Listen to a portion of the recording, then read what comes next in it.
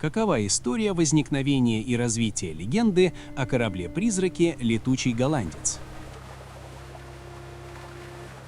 Моряки — народ, мягко говоря, не склонный к скуке. Если вокруг тебя только вода, ветер и коллеги, которые неделями не меняют носки, мозг сам начинает придумывать развлечения.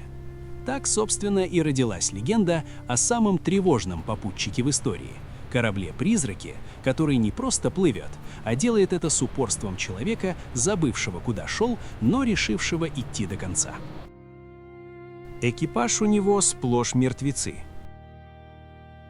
Капитан бледный, как офисный работник в понедельник утром, и все это великолепие обречено вечно наматывать круги по океану. Этот корабль чаще всего называют «летучим голландцем», и если ты его увидел, поздравляю, твои шансы на долгую счастливую жизнь резко упали. Это не суеверие ради драматизма, а классический морской фольклор. Люди пытались объяснить необъяснимое, вроде странных огней или миражей на горизонте, и получалось, как получалось. Теперь давай к тем, кто вообще сделал такие истории возможными, к викингам. Эти ребята из Скандинавии не просто плавали, а делали это так, будто у них был встроенный GPS за 1000 лет до его изобретения. На своих драккарах, длинных, узких и необычайно быстрых кораблях они пересекали моря, добирались до Исландии и Гренландии и даже заглянули в Северную Америку задолго до Христофора Колумба. И все это без современных карт, приложений и даже нормального прогноза погоды. Только звезды, опыт и, возможно, немного скандинавского упрямства. Во главе этих морских экспедиций стояли конунги — универсальные специалисты, и начальник, и священник, и капитан в одном лице. Современники называли их морскими королями, и это не просто красивый титул. Эти люди действительно жили на своих кораблях, воевали на них и, что важно, часто на них же и заканчивали свою биографию. Причем буквально. После смерти конунга его не отправляли на покой в привычном смысле. Его укладывали в драккар и отпускали в открытое море. Такая себе последняя командировка без обратного билета. Корабли делались из дуба, прочного и долговечного материала, поэтому они могли долго не тонуть, создавая довольно жуткое зрелище. Пустое судно с мертвым вождем на борту, медленно дрейфующее по волнам. И вот тут начинается самое интересное. Викинги не пугались вообще.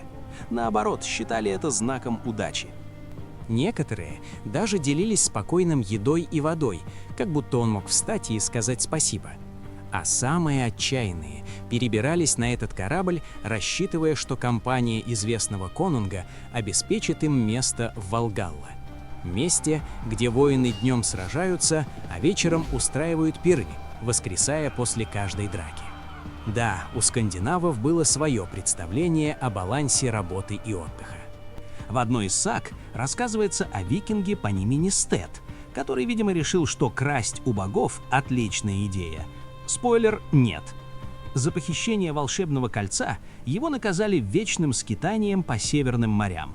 Со временем он превратился в скелет, что, в общем-то, логично, если ты веками не заходишь на обед. Моряки рассказывали, что видели фигуру в огненном плаще, сидящую на мачте драккара. Это и был Стед. Такой себе ранний прототип летучего голландца. Только без маркетинга и громкого названия, но с тем же посылом. Не зли богов и не надейся, что море забудет твои ошибки.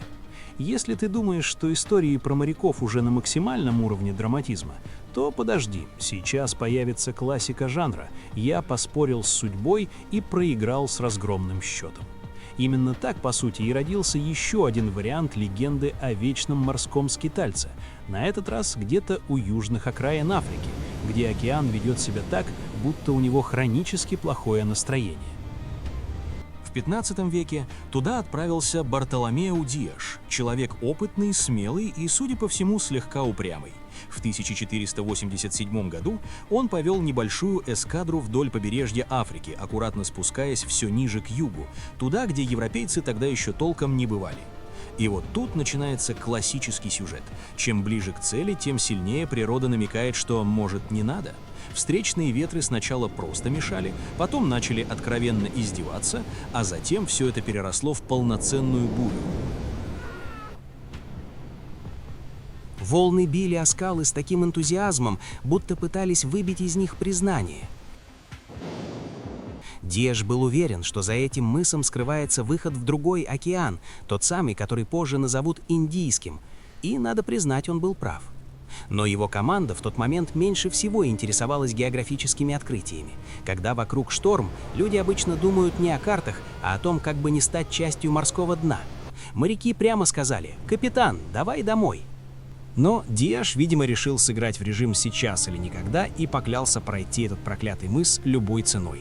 Спойлер, команда не оценила такой энтузиазм. В итоге произошел бунт, и экспедицию пришлось разворачивать. Сам мыс Диэш назвал честно и без маркетинга – «Мыс Бурь». Но Жуан II понял, что с таким названием добровольцев на новой экспедиции будет примерно 0, и переименовал его в мыс Доброй Надежды. Звучит гораздо оптимистичнее, хотя ветер там об этом, кажется, не в курсе. Через 11 лет другой португалец, Васко да Гама, все-таки обогнул этот мыс и добрался до Индии, доказав, что идея была не такой уж безумной. А вот сам Диэш позже отправился в новое плавание и исчез где-то в тех же водах. И тут в дело вступает любимый инструмент человечества – воображение. В портовых тавернах начали шептаться, что это не просто шторм, а наказание свыше. Мол, дьявол лично заинтересовался упрямым капитаном и сделал его вечным странником морей. Появились даже очевидцы, которые якобы видели старую каравеллу с выцветшим португальским флагом, блуждающую у мыса. Конечно, доказательств 0, но звучит эффектно, а это в легендах главное. Дальше эстафету подхватывают голландцы 17 века. Морская держава, которая в какой-то момент контролировала торговлю так уверенно, будто это была их личная доставка. С созданием Нидерландской Ост-Индской компании в 1602 году они получили монополию на торговлю в Индийском океане и развернули сеть факторий от Африки до Азии. Капитаны у них были соответствующие, смелые, дерзкие и иногда, мягко говоря, не самые приятные люди. И вот здесь появляется кандидат на роль самого проблемного капитана в истории – Ван дер Декен. Его корабль попал в жуткий шторм у того самого мыса Доброй Надежды. Команда, как обычно в таких ситуациях, молилась и мысленно прощалась с жизнью. А капитан? Капитан решил, что лучший способ справиться с кризисом – это ром, трубка и песни, явно не одобренные ни церковью, ни здравым смыслом. Когда матросы попытались заставить его изменить курс, он отреагировал максимально конструктивно, выбросил за борт лидера бунта. И тут, по легенде, начинается чистая мистика. Небеса разверзаются, появляется ангел, и Ван дер Декен, не моргнув глазом, стреляет в него. Да, план был так себе. Пуля, разумеется, не достигла цели, зато вернулась с неприятным бонусом для самого стрелка. Попала в руку капитана. За такой уровень дерзости капитана приговорили к вечному плаванию. С этого момента его корабль, тот самый летучий голландец, обречен вечно бродить у мыса Доброй Надежды и мыса Горм. Команда у него подобралась соответствующая – убийцы, клятвопреступники и прочие люди, с которыми даже в лифте ехать неловко, не то что в вечность.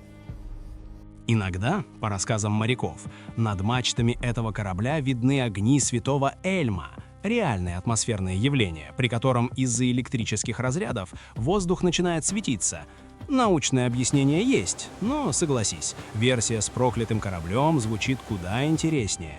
А если вдруг на горизонте появляется потрепанное судно с призрачным капитаном у штурвала, лучше держаться подальше. В легендах такие встречи обычно заканчиваются очень коротко и очень плохо. А теперь давай уберем мистику в сторону и зададим неудобный вопрос. А что, если летучий голландец — это не только страшилка для ночных вахт, а еще и вполне реальное явление, просто с плохим пиаром? Спойлер — да. И иногда реальность выглядит не менее жутко, чем любые легенды. Например, вахтенный журнал британского корабля HMS Баханты за 1881 год фиксирует любопытную сцену. Раннее утро, спокойное море и вдруг странный корабль с красноватым светом. Его видят сразу несколько человек, включая кадета, которым позже станет Георг V. Все вроде бы выглядит как классическое появление призрака, но дальше начинается еще интереснее. Матрос, первым заметивший корабль-призрак, вскоре погибает, а потом происходит еще одно несчастье. Совпадение? Возможно. Но человеческий мозг обожает связывать такие события в одну драматичную историю, иначе было бы слишком скучно. Теперь к менее мистическому, но куда более тревожному объяснению. В океанах действительно регулярно встречались так называемые корабли-призраки – суда, покинутые экипажем. Причины могли быть вполне прозаичными – болезни, штормы, нехватка воды или банальная паника. Люди уходили, а корабль, если он оставался на плаву, продолжал путешествие уже без них. Такой себе автономный режим задолго до изобретения автопилота.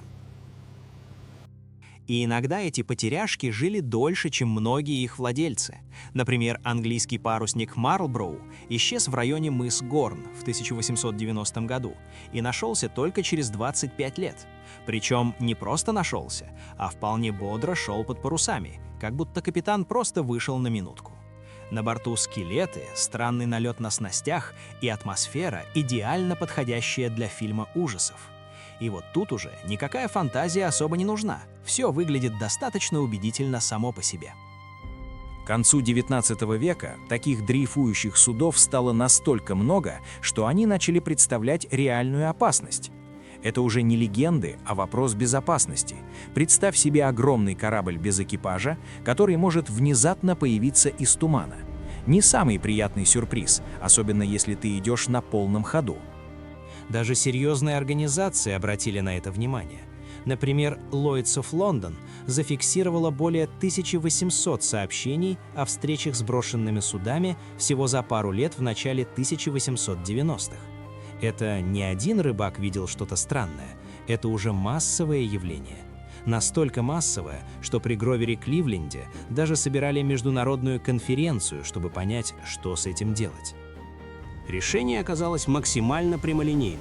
Если корабль никому не принадлежит и представляет угрозу, его уничтожают.